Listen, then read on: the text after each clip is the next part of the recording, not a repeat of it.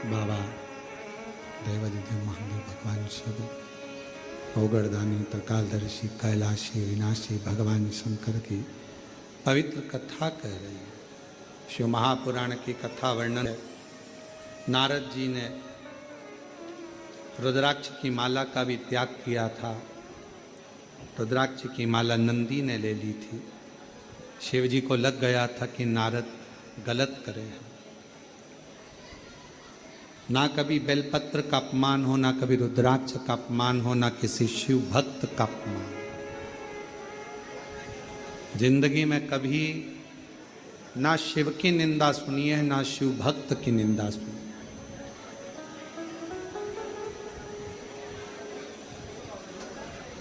निंदा करने वाले से ज्यादा बड़ा पापी होता है निंदा सुनने वाला। कभी ना करे। नारद जी भगवान विष्णु जी के यहाँ गए और वहां पर भी उनने वही गुणगान करा। तो नारद जी आखिरी में, जिस मुख से तुमने नारद भगवान शिव का अपमान करा है, अपशब्द कहा है, तुम्हारा वो मुख बंदर का हो जाएगा, पशु का मुख बने। अहंकार से छूटकर हम शिव को पा सकते। जैसे माता पार्वती जी, हिमालय राज्य के पास में कितना वैभव कितना धन था, माता पार्वती जी को उस वैभव से मतलब नहीं था। मैं तो एक साधारण शिव की दासी हूं और शिव मुझे अपनाएंगे। तारकासुर ने क्या मांगा था? बस भगवान शंकर के पुत्र के द्वारा मेरे प्राण छूटे।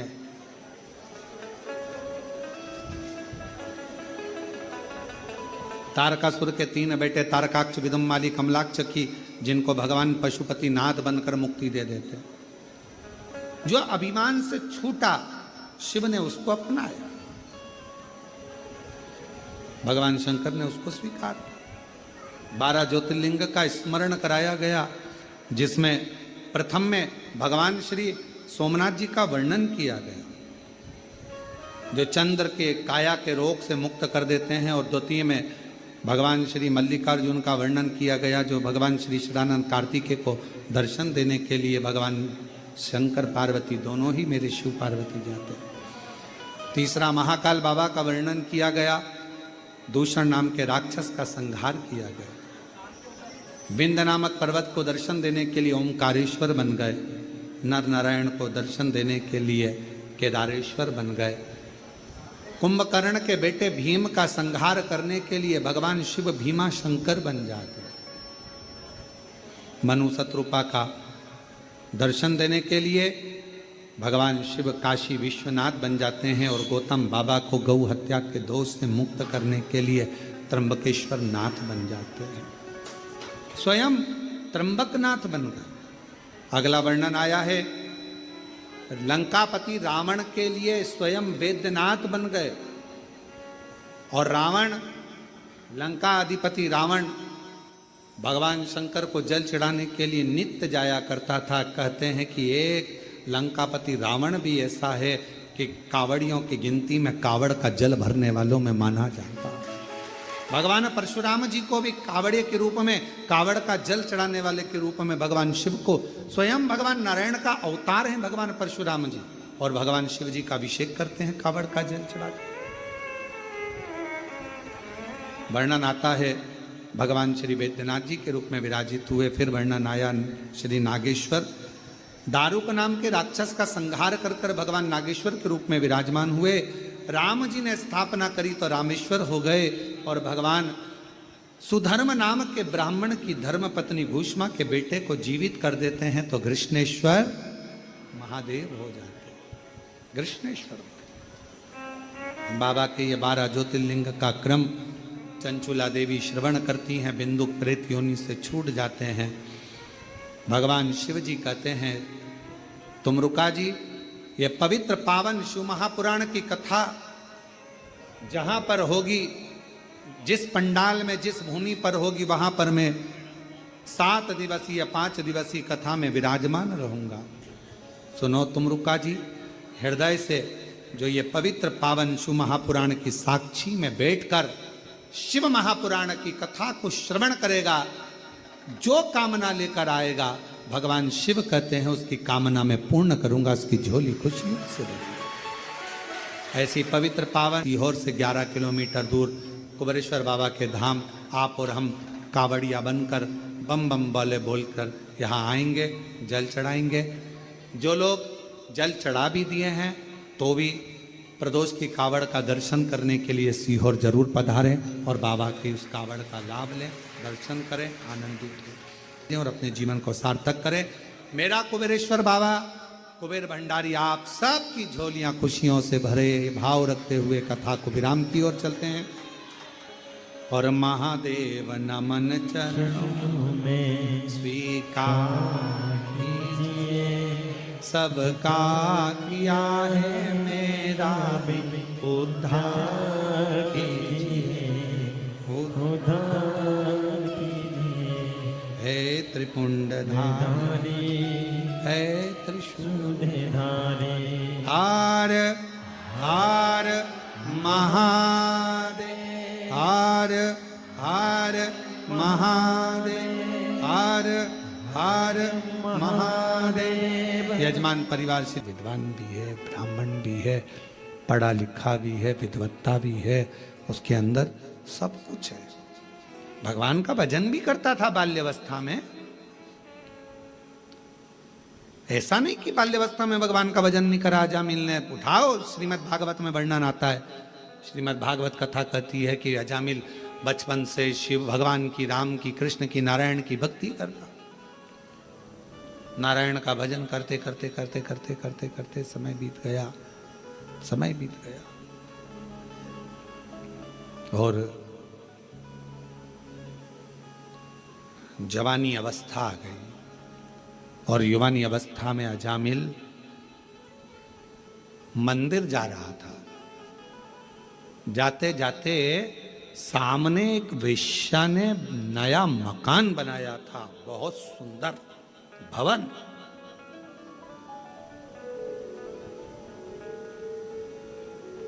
ध्यान गया।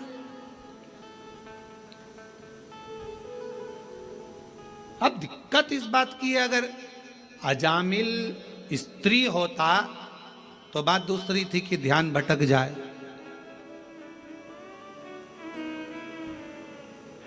एक बहुत शातिर चोर था, बहुत शातिर।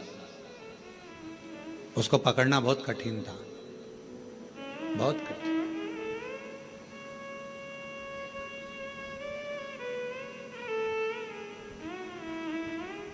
उसको पकड़ना बहुत कठिन था। पर एक पुलिस वाले ने कहा कि मैं चोर को पकड़ सकता हूं। एसपी साहब ने बुलाया, आईजी ने बुलाया, डीआईजी ने बुलाया कि तुम कैसे कह सकते हो कि तुम पकड़, मैं पकड़ लूंगा। अगर चोर यहां से निकलेगा तो मैं पकड़ लूंगा, ठीक है। पर चोर इतना शातिर था कि उसको पकड़ना मुश्किल था।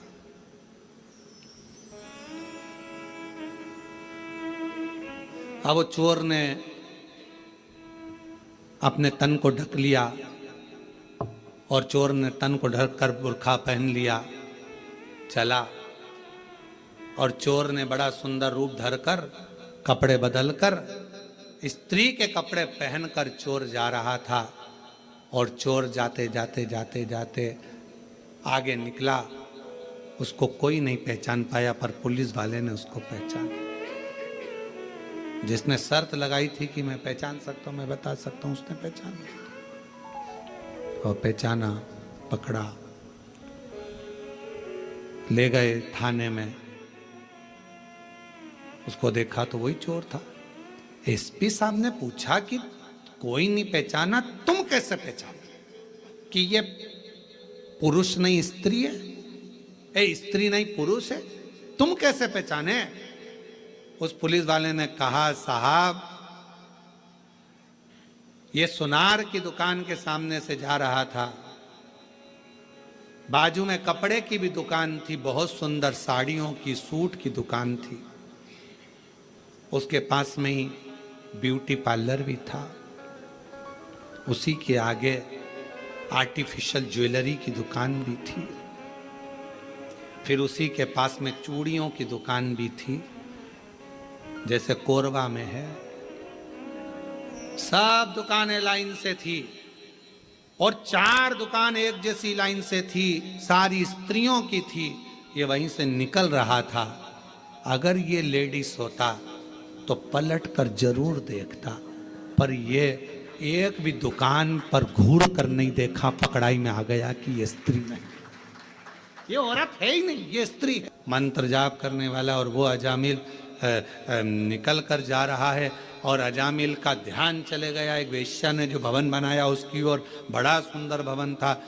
अब अजामिल की चित्तवृत्ति में मंदिर जाते जाते अजामिल ने विचार करा कि भवन इतना सुंदर अगर वेश्या ने बनाया है तो वो कितनी सुंदर होगी, उसको एक बार तो देखूंगा। अब रोज मंदिर जाता और रोज 5 मिनट खड़ा होके वेश्या को देखने के लिए ताकता रहता, पर वेश्या भी निकल कर बाहर नहीं आती। 4 दिन 5 दिन निकल गए। अब ये मंदिर लेट जाता, 9 बजे जाने वाला 10 बजे हो गया, 10 से 11 बजे हो गया, 11 से 12 बजे हो गया, 12 से 1 बजे हो गया। मकान ताकता रहता। बस जैसे अजामिल की कथा वैसी अपनी कथा। अपन भी 9 बजे जाते थे, 8 बजे, 7 बजे जाने वाले, 6 बजे मंदिर जाते, 7 बजे जाते। कभी कभी मकान को ताकने के चक्कर में झाड़ू लगाना, पोछा लगाना, मेहमान आ रहे, चाकरी आ रही, ये हो गया वो हो गया, 9 बजे जाओ, 9 बजे से 10 बजे। अब मेहमान घर में आ गए, काम इतना सारा पड़ा, 11 बजे मंदिर जाऊंगी, 11 बजे भी टाइम नहीं मिला तो 12 बजे जाऊँ, 12। भगवान भी समझ गए अजामिल का मकान और तेरा मकान बराबर हो गई। देखा, निकल कर लिया। और एक दिन अजामिल ने विचार कर लिया कि अब तो कुछ भी हो जाए, इसको देखे बिगर मंदिर नहीं जाऊंगा। भगवान मन में सोचे, इतनी जिद तू मुझे देखने की पकड़ लेता तो वो वेश्या का मकान जैसा 4 बंगला मैं तेरा बना देता, पर तूने मुझसे नैन नहीं मिलाए, दूसरे से मिलाने की चाह रखी है। दूसरे से तू मुझसे नैन नहीं मिलाए। प्यार करो तो ऐसा करो, उससे करो जो मोबाइल का बैलेंस तो डलवा दे।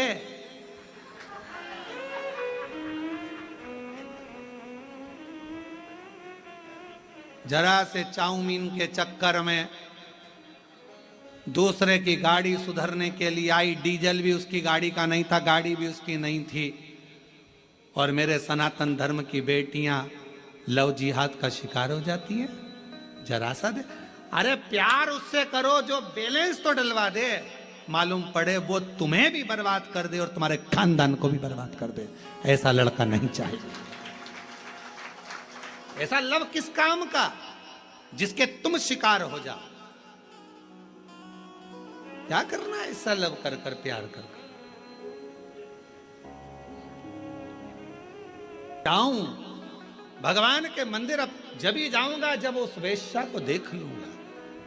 मकान इतना सुंदर है तो वेश्या कितनी सुंदर। कभी कभी मन में आना चाहिए, तेरी सृष्टि इतनी सुंदर है तो मेरे शंभु तू कितना सुंदर होगा। तुझे देखने की चाह जगे, शिव को देखने की चाह जगे, भगवान शंकर को देखने की चाह जगे।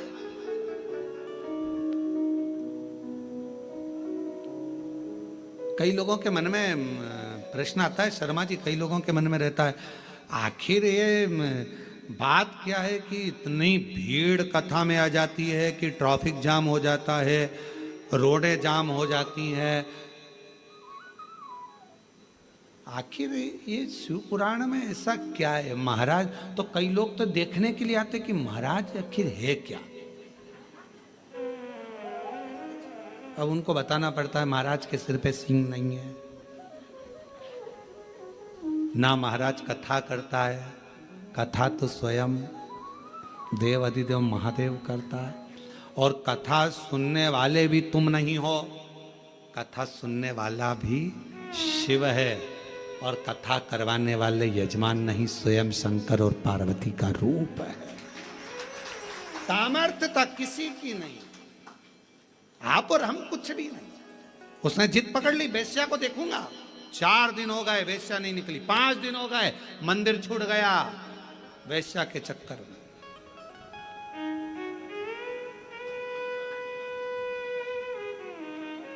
होता है। कई बार घर में धन रखा रहे, पैसा रखा रहे, तो घर में धन पैसा रखा रहता है तो कोई लोग बोल के मम्मी घर छोड़ के मत जाना, थोड़ा सामान पड़ा हुआ है। पापा घर छोड़कर, बेचारे पापा रोज मंदिर जाते थे, वो धन के चक्कर में जाऊंगा, वो लोग कह रहे क्यों मंदिर नहीं आ रहा, आऊंगा, थोड़ा बच्चे बाहर गए हैं घूमने फिरने के लिए, गोवा गए हैं। अच्छा तो मंदिर का जब वो आ जाएंगे, घर सूना छोड़कर कैसे आऊं, थोड़ा सा। अब एक बार अगर देख लूं 4 दिन निकल गए वेश्या नहीं दिखी, 5 दिन निकल गए वेश्या नहीं दिखी, 6 दिन निकल गए, 10 दिन निकल गए वेश्या बाहर नहीं निकली, कक्ष से छत के ऊपर आई। इस अजामिल ने उस वेश्या को देखा और मन में सोचा कितनी सुंदर है, इसको तो मैं अपनी अर्धांगिनी बनाऊंगा, पत्नी। वेश्या का संग कर लिया।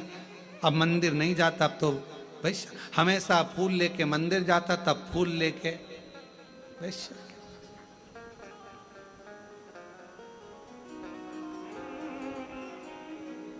अब उसे कौन समझाए कि पहले मंदिर में फूल चढ़ाता था तो तेरे फूल को वो स्वीकार कर कर तुझे ब्यूटीफुल बना देता था। अब कौन समझाए कि वेश्या के जूड़े में लगाकर फूल तू ब्लेडी फूल हो गया। अब कहां तू ब्यूटीफुल था, कौन समझाए तेरे को। फूल वही है, बस एक लाइन बदल गई, इधर जाना था पहुंच गया उधर, गलत मार्ग की ओर चला गया। वैश्या के साथ रहने लगा, दिन रात 24 घंटे रहता। वैश्या का हृदय उस पर आया, उसका हृदय उस पे आया और शादी कर ली। अच्छा शादी हो भी गई, बच्चे भी हो गए, पर एक दिन देवताओं की मीटिंग हुई तो भगवान शंकर जी ने कहा भगवान विष्णु से, तुम्हारा भक्त देखो कहाँ चले गया। तो क्या अब चले तो गया, अब क्या करें। शंकर भगवान कहने लगे अपनी औलाद अगर गलत मार्ग में पड़ जाती है तो माता पिता उसका संग नहीं छोड़ देते, उसको वापस मार्ग पर लाने के लिए माता पिता कुछ ना कुछ जरूर करते। तो हम क्या करें। शंकर भगवान ने कहा इसके घर में 4थे नंबर का लड़का होगा, गर्भ में बच्चा है, चलो अपन उसके दरवाजे पर चलते हैं। भगवान संत का रूप रखकर अजामिल के दरवाजे पर आ गए, दरवाजा बजाया, ब्राह्मण देवता दरवाजा खोलो। अजामिल ने दरवाजा खोला, कहा मैं ब्राह्मण तो हूं पर मैंने वेश्या से शादी करी है, इसलिए लोग मेरे घर में नहीं आते, ब्राह्मण संत मेरे यहाँ नहीं आते। तुम क्या चाहते हो। हमें भोजन करना है, भूख लगी है, तुम्हारे गांव में कोई ब्राह्मण का घर नहीं है, भोजन तुम्हारे यहीं करेंगे। मेरी पत्नी वेश्या है, कोई बात नहीं, तेरे से शादी कर कर वो भी ब्राह्मणी हो गई, तू तो भोजन बनवा, मुझे भोजन करना।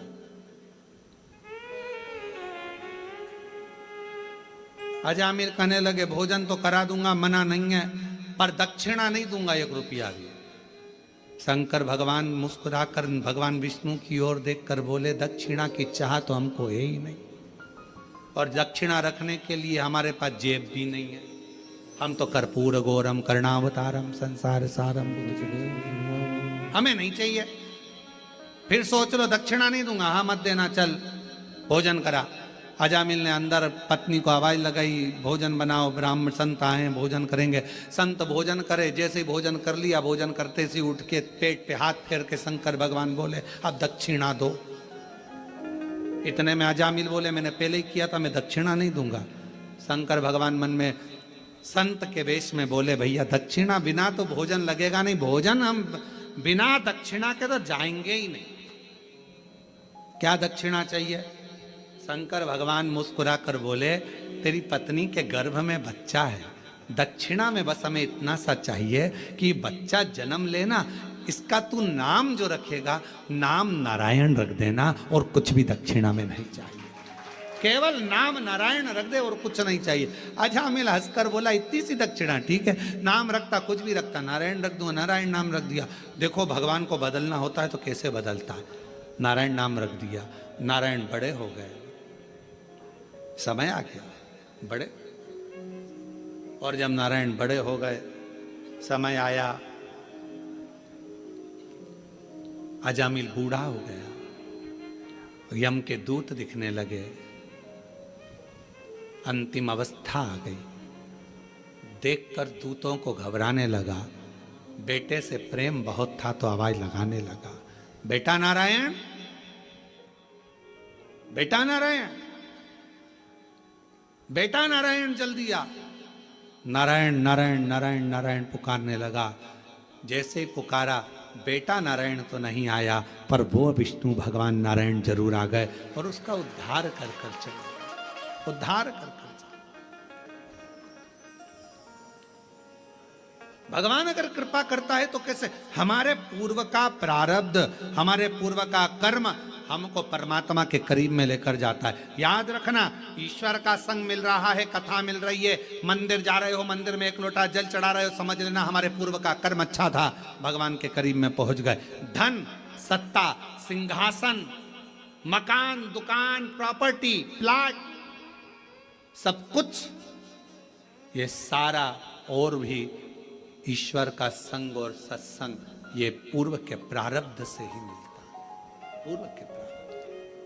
और कोई पिछले जन्म के अच्छे कर्म मुझे बाबा तेरा साथ मिला, कोई पिछले जन्म के अच्छे कर्म मुझे बाबा तेरा साथ मिला। तो शिलाद मुनि ने कहा, आने में इतनी देरी लगा दी। भगवान शिव कहने लगे, समय, भाग्य और कर्म, ये तीनों की श्रेष्ठता होती है तब शिव आते हैं। शंकर भगवान ने शिलाद मुनि को पुत्र होने का वर दे दिया, बेटा होने का वर दिया और कहा, बेटा भी होगा तो मेरी सेवा करेगा, मेरे लिए जन्म लेगा, मेरा ही अंश होगा। शिलाद मुनि के यहाँ जो पुत्र ने जन्म लिया उसी का नाम नंदीश्वर हुआ, वही नंदी। श्रावण मास की यह पवित्र शिव महापुराण की कथा कर रही है। हमारे पूर्व का प्रारब्ध हमें भगवान के करीब में लेकर आता है। जैसे शिव महापुराण की कथा में देवराज नाम के ब्राह्मण का चरित्र आता है। देवराज नाम का ब्राह्मण चोरी करता, धन एकत्रित करता और चोरी का धन लेकर आखिरी में जब अंतिम समय आया तो वो चोरी का धन लेकर शिवालय तक पहुंच गया। क्यों? क्योंकि देवराज नाम के ब्राह्मण की जो माँ थी, देवराज नाम के ब्राह्मण की जो माता थी, वो शिव की उपासक थी, शिव की उपासक थी, शंकर की आराधना करती, शिव जी का प्रसाद लाती, प्रसाद लाकर देवराज को देती।